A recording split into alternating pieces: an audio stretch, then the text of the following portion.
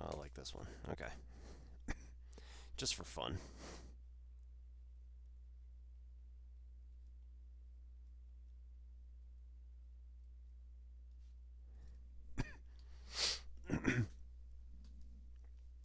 This is a bit of recreational math that I started working on a number of years back, and I haven't done anything really with it, but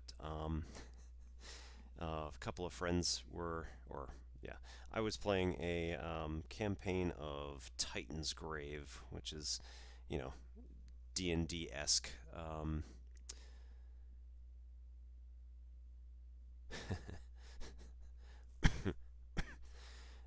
which is D&D esque, based on the Fantasy Age system.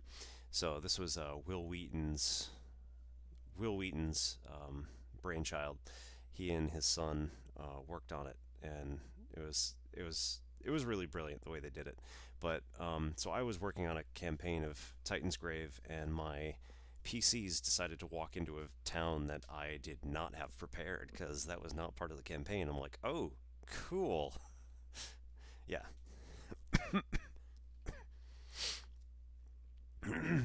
And so they walked into the town, they started walking around, and I had like the treatment on what is in the town, but I didn't really have the details. So I just started, making stuff up. You go down this village square, you're going down here, you go down there. They come to a grave site of like somebody important, and they're like, oh, we got to check this out. And so they like cross the little.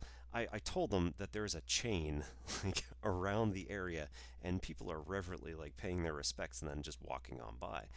And they decide they're gonna cross the chains and walk into the little like tomb area, and I'm like, oh, that's not good.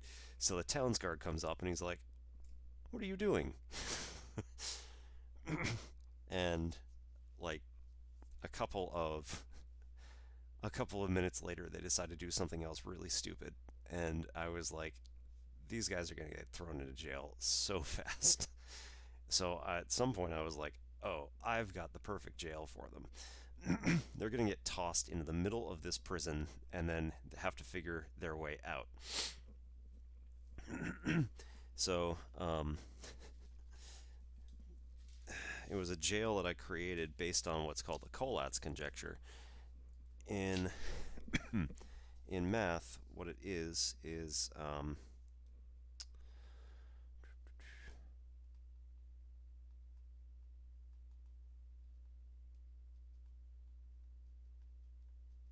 start with any number. So doesn't matter what number it is.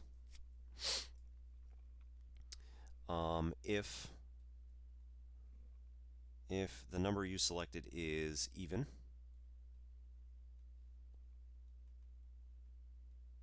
divide by 2. If odd, you're going to multiply. Yeah,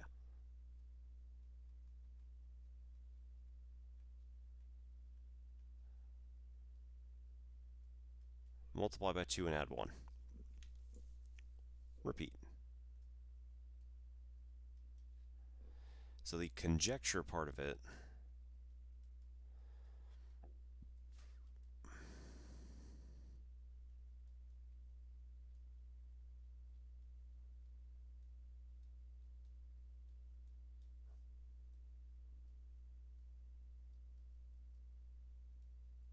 is that you'll always get to 1 eventually.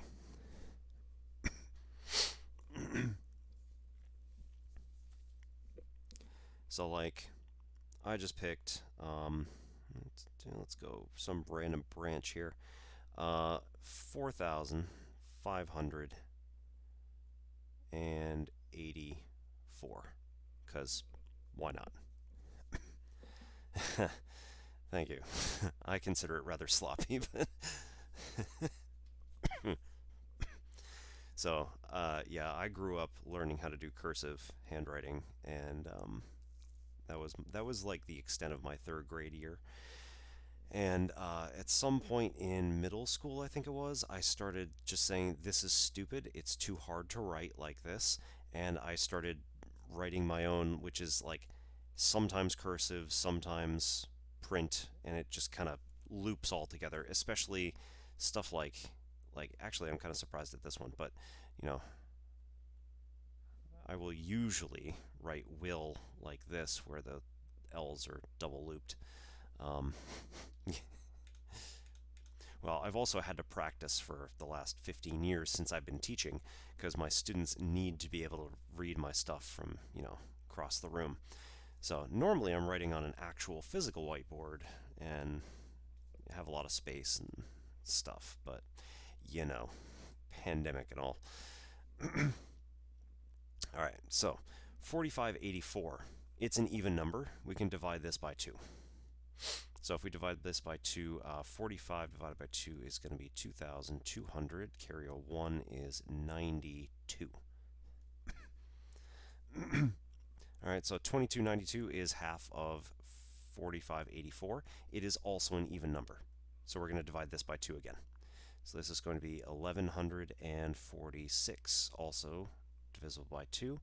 So 500 and, of course, 73. Okay, now we get an odd number. So now that it's odd, we're going to double this number and then add 1. So if we double this number, oops, wait, no, that's not right.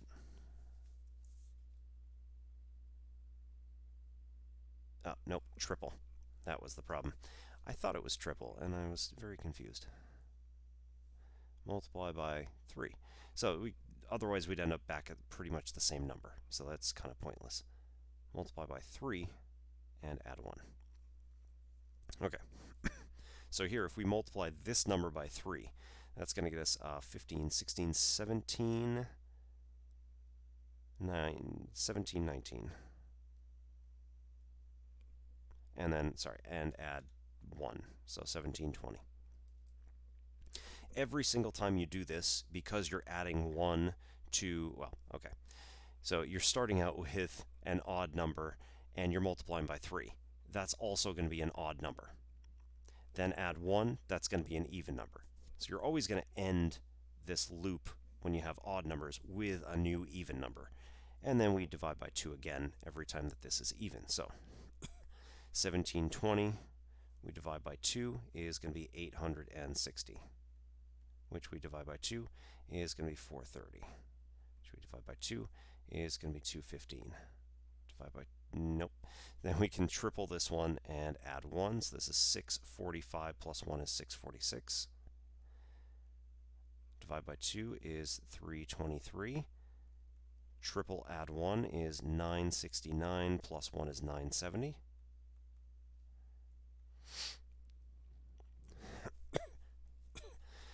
Well, hang on.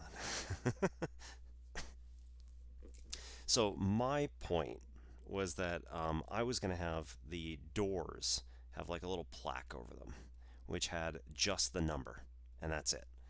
And like, so actually, looking back the other way from 4584, you would see 1, that would be 9168.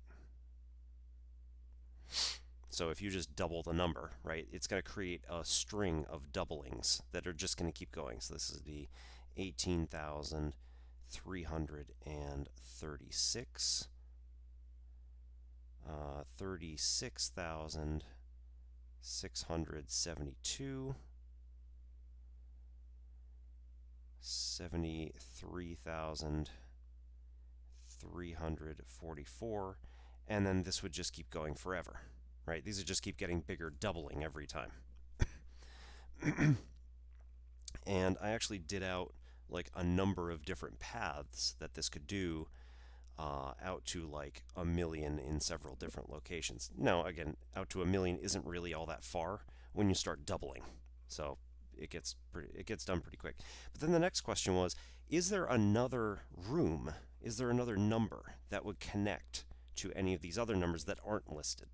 So my point was, I'm trying to get back to, I'm trying to start from 1 and say like, what other connections do we have? So obviously 1, 2, 4, 8, 16, 32, 64, 128 are all connected.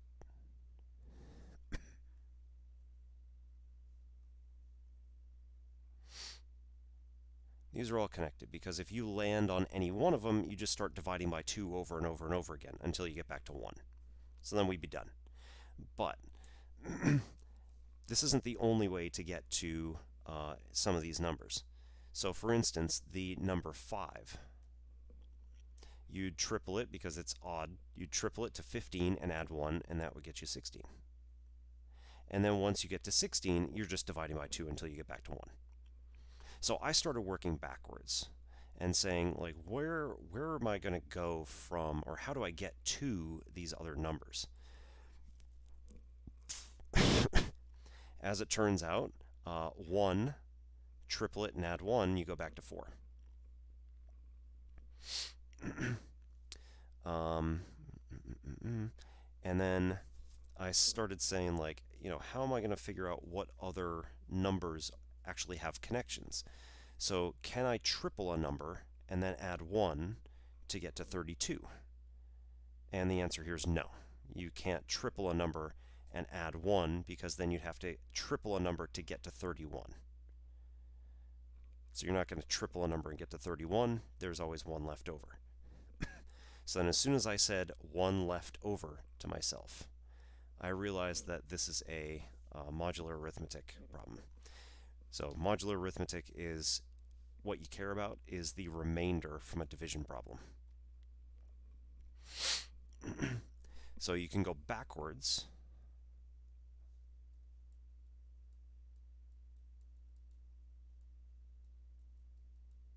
So other connections exist when... okay, close enough. I'm just going to list like A for any number in this entire thing. When A modulo... oops, nope. A is equivalent. When A is equivalent to 1 mod 3. So what that means is that if you divide A by 3,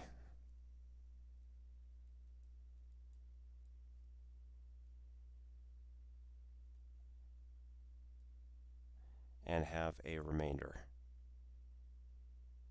of 1, then you can start back connecting all of this stuff into different numbers.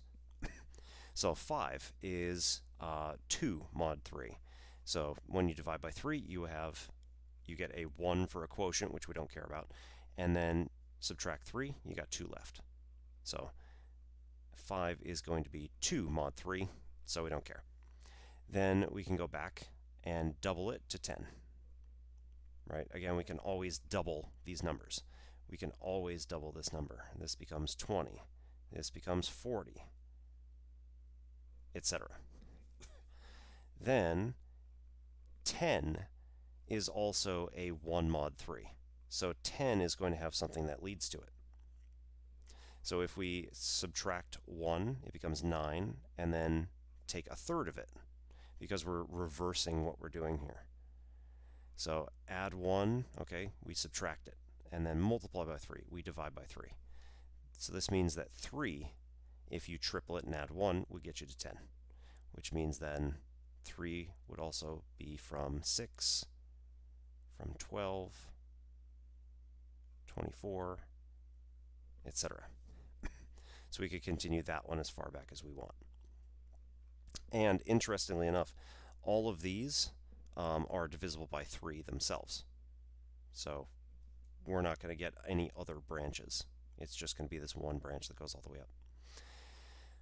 When we start going back here, 20 is going to be 2 mod 3, and 40 is going to be 1 mod 3, because subtract 1, it's 39, take a third, it is 13. So 13 when you triple it. And when you triple it and add 1, you get to 40. All right, and then that means that this is going to be 26, 52, 104, And then, again, keep doubling that way. But then you look at this and say, well, 13 itself is also 1 mod 3 because 12 is divisible by 3. So 13 is going to have 1 left over. So we go to this and we say, okay, this could come from, again, subtract 1, divide by 3. That's going to get us a 4. But we already have a 4. And it's even. So if we had a 4, it would have been that we divided by 2, not triple and add 1. So that doesn't actually exist here. It exists back here. So there is no alternate connection to 13. And then you can continue back and try to get all the other ones as well. Okay, so what this is doing for the prison is it's saying now I'm going to drop somebody in, let's say 104, and numbers are going to double as they go east or whatever you want to call it, and they're going to have when they go as they go west. But then after 13, one of the doors is going to be labeled 40. And they're going to look at this and be like, what? Then they're going to go back to 20 and 10, or maybe they'll go back this way to 80. They go forward to 10, then they've got the choice. Do we go 5 or 3? If you go back to 3, then it keeps doubling, and it's just going to keep doubling forever. If you go back to 5, then you're going to get to 16, and then which way do you go, 8 or 32? And I'm not going to say, like, drop to 104. 104 is an easy, like, that would be too easy. I'm saying, like, drop the party in 4584.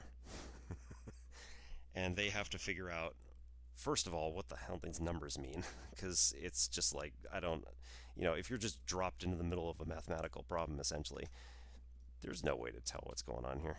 All right, hang on one second. I gotta take a quick.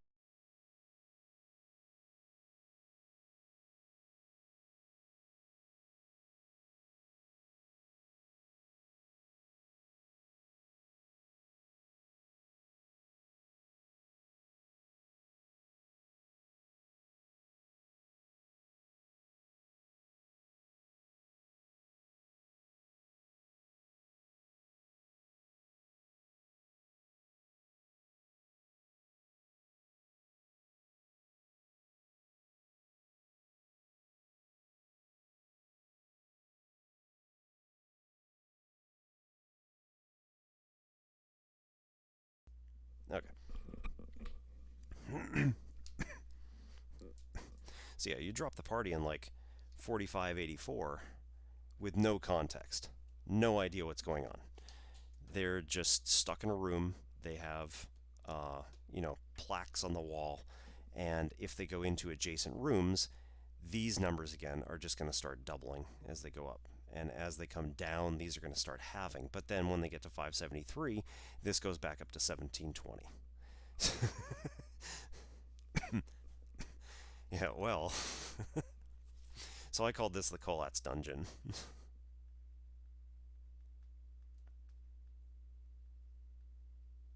Again, no context. Now I did have plans for like occasionally they'd come across like journal entries of people who had been lost down here and starved to death or something like that, or were attacked by monsters. Basically the cockroach cleaning crew that is wandering around the maze or something. That would think, oh look, easy prey, and hopefully it would be an interesting time with an interesting fight. But I was trying to find an interesting drop point to figure out, like, where can I drop them that's far enough away from the main spine that they're not just going to stumble across it accidentally, that they kind of have to find the pattern. But also, like, not so far away that they would be like lost forever. Like this right here, this would be pretty difficult to navigate, I think, without any context, especially if let's see. So 2292 is 6 and 9 is divisible by 3. This should be divisible by 3, and that should be divisible by 3. So none of these have any extra connections. Oh yeah, no problem. See you, boss. Good luck. See you around. My handle is Obi-Wan Pez, and I am streaming on N-Simplex Pachinko. So you can look up either of those if you're interested. N-Simplex Pachinko is going to be much more oriented toward math. Obi-Wan Pez is going to be much more oriented toward gaming and my like other online presence. So, see you out there. So if anybody else is sticking around, 573 is also divisible by 3. So again, we're not going to get any alternate paths like we did back here. 1720 is 1012, also divisible by 3. Here we go. This is 14. So 860. 8 and 6 add up to 14, which means that we have... wait, that shouldn't work. Oh, no, that's 10. Okay, there we go. All right, so 1720. The digits add up to 10, which means that it is not divisible by 3. And when you divide the terms, you're going to get 17 over 3 gives you a remainder 2. 22 is going to get you a remainder 1. So that's going to go here. And then that's 10 divided by 3 is remainder 1. So yeah, we will get an alternate path that leads to 1720 from, this is going to be 1719 tripled. So, no, wait. That is the other path. Oh, man. Sorry, no. Half of 1719, or a third of 1719 is 573. So we're good there. Okay. And then 1720 would have the other path, which is just doubling. So 3440. And that would go on forever in the other direction. So this has divisible, this is 1 mod 3. This is going to be 2 mod 3. This is also something I figured out. It's going to go back and forth between 1 mod 3 and 2 mod 3. So then this one's going to be 1 mod 3, which means that it's possibly going to have another one. 2 mod 3, 1 mod 3, 2 mod 3, 1 mod 3. And then all this time, some of these are going to be, oh, you know what? Oh, man. That's how I got to this place in the first place. So 215 up to 646 was the alternate path. Again, to get to 646 could also have been 1292 and then other stuff that way.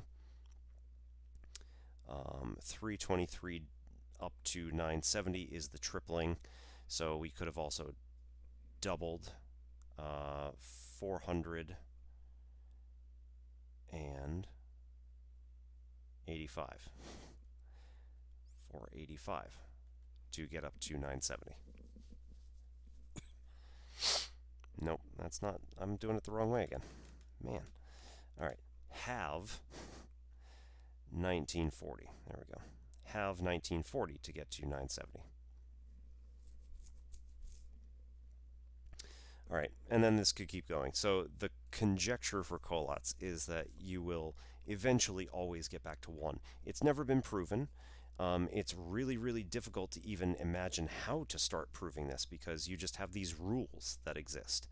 And so basically the way to actually prove this would be that you have to show that every single number is covered.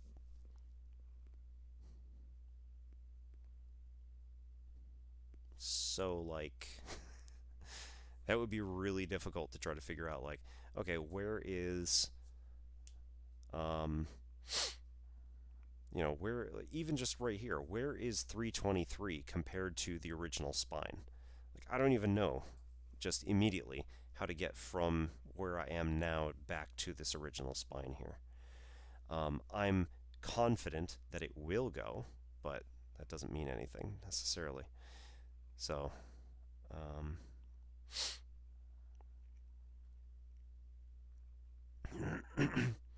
again, you could wander this maze, quite frankly, forever if you end up with it. I did eventually work out, like, this is my notes on how to make all of these And so it's just making some individual maze segments as we start going out. So it gets a little crazy. Yeah, it gets a little crazy because like I said, you could end up wandering this maze essentially forever, um, if you just happen to pick the wrong numbers.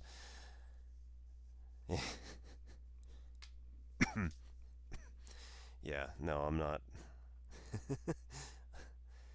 anywhere near as awesome as um, John Nash was.